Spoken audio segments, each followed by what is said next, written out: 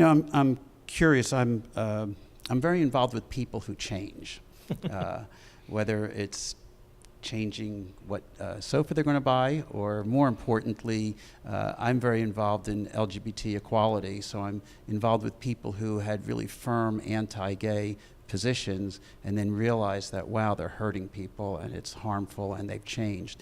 And a lot of ministers, and I'd like to give people enough space to change. So I was so curious, when you changed, like was there a moment when it happened, an epiphany?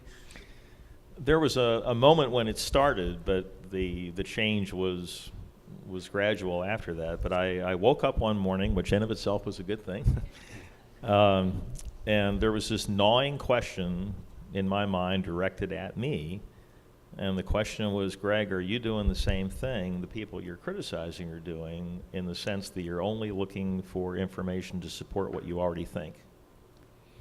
And the technical word for that is confirmation bias. And as a scientist, you may remember learning about the scientific method back when you were in school. There's three main parts. You have a hypothesis, which everyone is entitled to. They're free, they're legal, you can think whatever you want. But then you're supposed to test it. And the best way to test it is to try to prove yourself wrong. And that's what I don't think most of us in this country do anymore, is that we seek out to prove ourselves right, because it's too scary to think about the possibility we could be wrong about anything. So we just sort of jump from hypothesis to no test, conclusion. And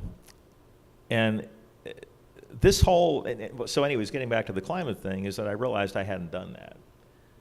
And so I didn't change my mind that day. I simply said, I need to be fair about this. I need to read the peer-reviewed literature. I need to talk to scientists who have actually done the research.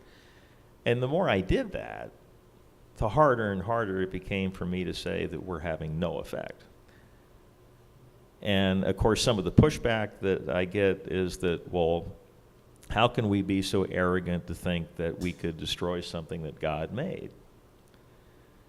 And my answer to that is, we dropped a couple of bombs on Japan in 1945. I think we pretty much proved if we want to destroy the place, we can.